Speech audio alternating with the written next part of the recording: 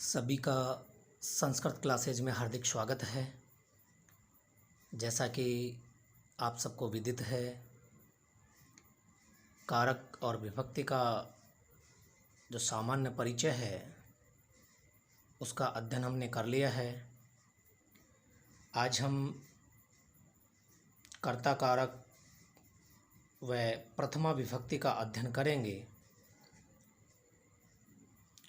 जैसा कि पहले भी बताया जा चुका है कि संस्कृत में कारकों की संख्या 6 होती है और 7 विभक्तियां होती है। तो हम आज प्रथमा विभक्ति व कर्ता कारक का अध्ययन करें। उससे पहले जितने भी नए साथी हैं वो इस चैनल को सब्सक्राइब ज़रूर करें व बेल आइकन को दबाना ना भूलें ताकि समय समय पर मेरे वीडियो आप तक पहुंच सके। तो आइए शुरू करते हैं। कर्ता कारक। कर्ता किसे कहते हैं? आखिर कर्ता होता कौन है? तो इसी की परिभाषा देखते हैं हम। स्वतंत्र है कर्ता। स्वतंत्र है कर्ता। जैसा कि सूत्र से ही पता चल रहा है कि वाक्य में क्रिया के निष्पादन में जो स्वतंत्र हो उसे कर्ता कहते हैं। वाक्य में क्रिया के निष्पादन में यानी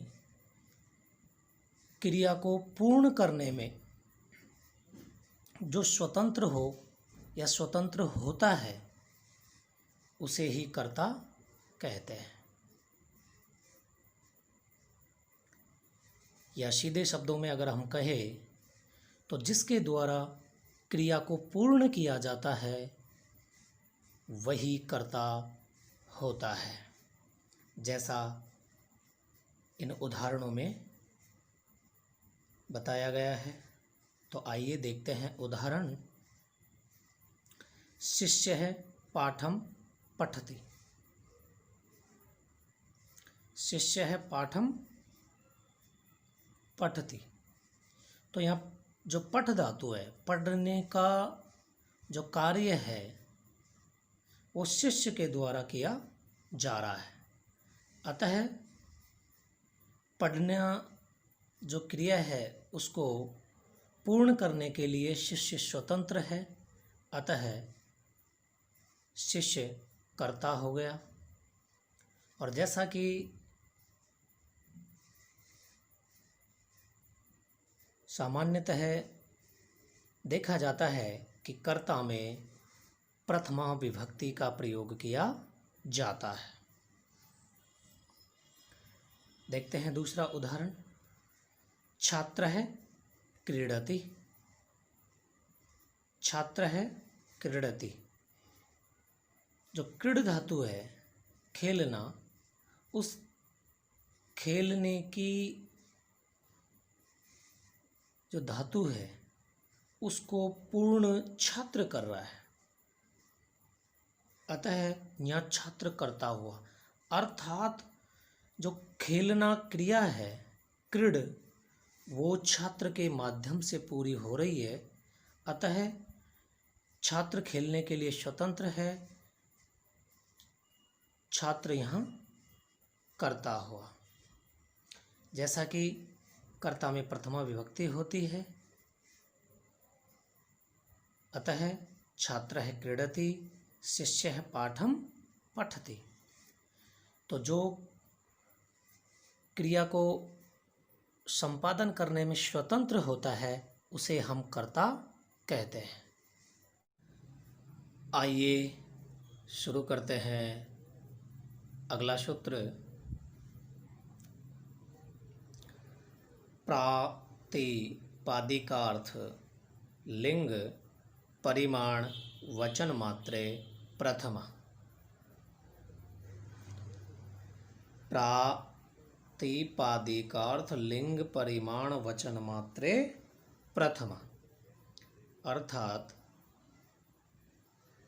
प्रातिपदिक अवस्था में किसी शब्द का निश्चित अर्थ बताने के लिए शब्द में प्रथमा विभक्ति का प्रयोग होता है। यानी किसी भी शब्द का अगर हमें निश्चित अर्थ बताना है तो उस शब्द में प्रथमा विभक्ति का प्रयोग होता है। जैसे गोविंदः, उच्चै, नीचै, श्रीः आदि।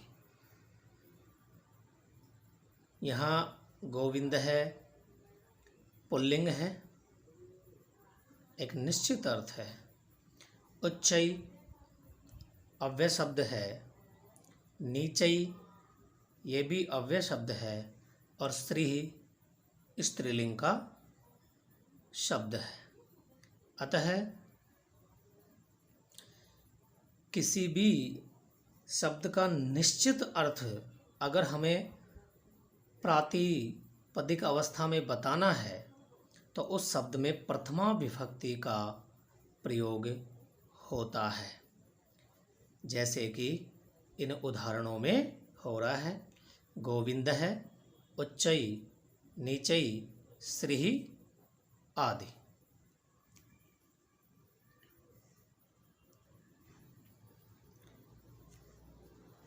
नियत लिंग शब्दों को छोड़कर शेष शब्दों का लिंग ज्ञान कराने के लिए प्रथमा विभक्ति जोड़ी जाती है। अर्थात जिन शब्दों का लिंग निश्चित है उन शब्दों को छोड़कर शेष शब्दों का लिंग ज्ञान कराने के लिए प्रथमा विभक्ति जोड़ी जाती है या प्रथमा विभक्ति का प्रयोग किया जाता है। देखते हैं उदाहरण। जैसे तट है, तटी, तटम। यहाँ तट शब्द तीनों लिंगों में है। तट है पुल्लिंग में, प्रथमा विभक्ति का एक वचन है। तटी स्त्रीलिंग में है और तटम नपुंसकलिंग में है। अतः जिन शब्दों का एक निश्चित लिंग होता है उन शब्दों को छोड़कर अगर हम किसी भी शब्द का लिंग बताना चाहते हैं तो उसमें प्रथमा विभक्ति का प्रयोग किया जाता है। जैसे तट है, तटी, तटम।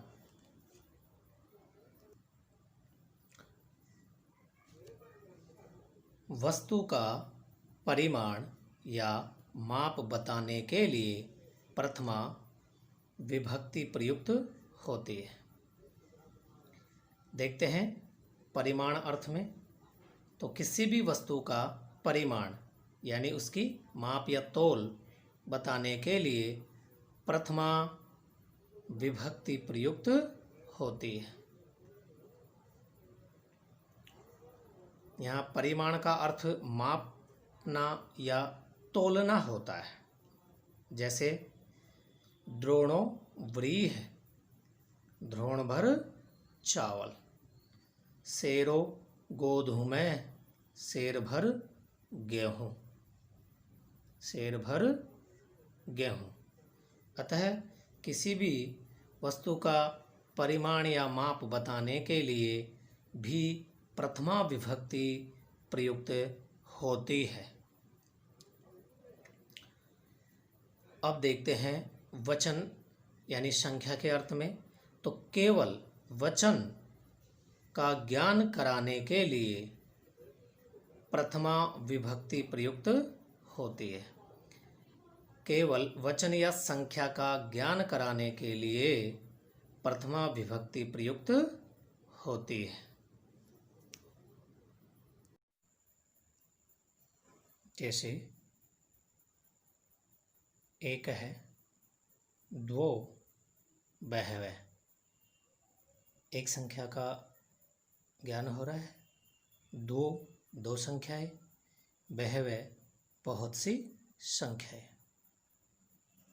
अतः जहाँ हमें संख्या का ज्ञान कराना हो वहाँ भी हम प्रथमा विभक्ति का प्रयोग करते हैं। संबोधन में भी प्रथमा विभक्ति प्रयुक्त होती है। संबोधन में भी प्रथमा विभक्ति प्रयुक्त होती है, इसीलिए संबोधन को अलग से विभक्ति नहीं माना जाता। जैसे हे राम, हे गुरुवै, हे राम, हे गुरुवै। क्योंकि संबोधन में प्रथमा विभक्ति होती है, इसीलिए विभक्तियाँ 7 होती है। अतः संबोधन प्रथमा विभक्ति का ही परिवर्तित रूप है। कर्तृवाच्य के कर्ता, यानी जिस वाक्य में उक्त कर्ता हो,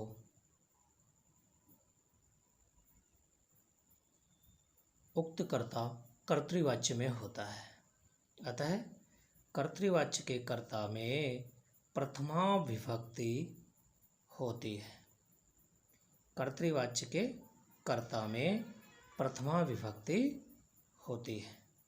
जैसे रामः पुस्तकं पठति।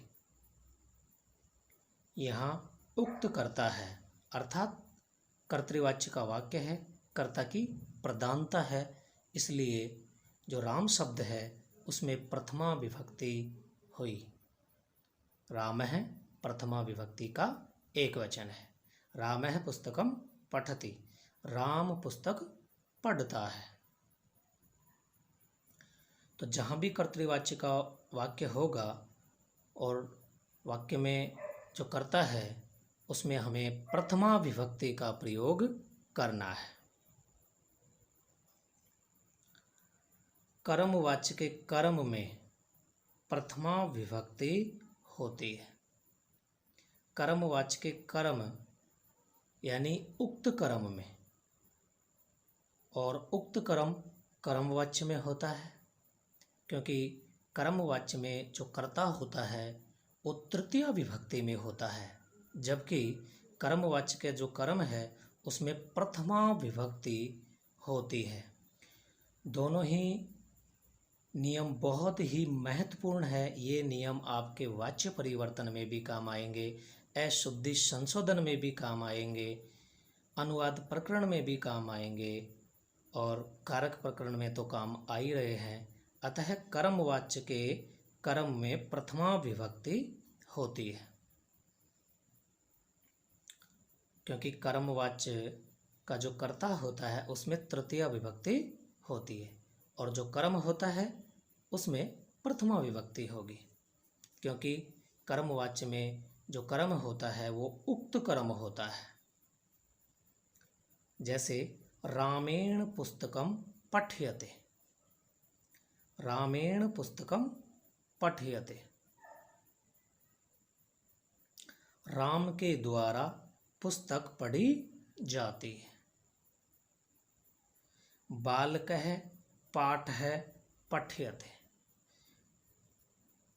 अगर इस वाक्य को हम देखें तो यहाँ बालकः गलत होगा। अगर हम यहाँ कर्म के अनुसार देखें तो यहाँ बालकः गलत होगा। तो सही क्या होगा? जो हमारा कर्ता है वो किस में आएगा? तृतीय विभक्ति में। अतः यहाँ बालक की जगह क्या आएगा? बालकेन। और हमारा जो रूप बनेगा वो बनेगा बालकेन पाठः पठ्यते, क्योंकि यहाँ जो बालक है कर्ता तो है, कर्ता में यहाँ प्रथमा विभक्ति भी है, लेकिन ये जो वाक्य है ये कर्मवाच्य का है और कर्मवाच्य का जो वाक्य है उसके कर्म में प्रथमा होती है, कर्ता में तृतीया होती है। अतः ये वाक्य अशुद्ध है। अतः ये वाक्य क्या है? अशुद्ध, क्योंकि इसके कर्ता में क्या होनी चाहिए थी? तृतीया। इसका सही रूप मैंने आपको एक एग्जाम्पल के तौर पे समझाने के लिए आगे लिखा है, बालकेन पाठः पठ्यते, बालक के द्वारा पाठ पढ़ा जाता है। तो ये वाक्य सही है। यहाँ कर्ता में तृतीया नहीं होने की वजह से, तृतीया विभक्ति नहीं होने के कारण ही ये वाक्य अशुद्ध हो गया। इसकी ज़्यादा जानकारी हम जब अशुद्धि संशोधन पढ़ेंगे तो वहाँ मैं पूरी डिटेल से आपको उदाहरणों के माध्यम से समझाऊंगा। तो कर्मवाच्य का जो कर्म होता है उसमें प्रथमा विभक्ति होती है, और जो कर्मवाच्य का कर्ता होता है उसमें तृतीया विभक्ति होती है। बालकेन रामेण, बालक है गलत होगा। तो उम्मीद करता हूँ सभी को प्रथमा विभक्ति व कर्ता कारक से संबंधित जो नियम हैं वो समझ में आ गए होंगे। आप थोड़ी सी मेहनत करें और इनको समझने का प्रयत्न करें। कारक प्रकरण, अशुद्धि संशोधन, वाच्य परिवर्तन, अनुवाद प्रकरण, ये चारों जो टॉपिक हैं एक दूसरे से संबंधित है, और बोर्ड की परीक्षाओं से लेके जो भी कंपटीशन क्लासेज होती हैं उनमें ये चारों ही टॉपिक अपना महत्वपूर्ण स्थान रखते हैं। तो आप अच्छे से इनका अध्ययन करें। धन्यवाद।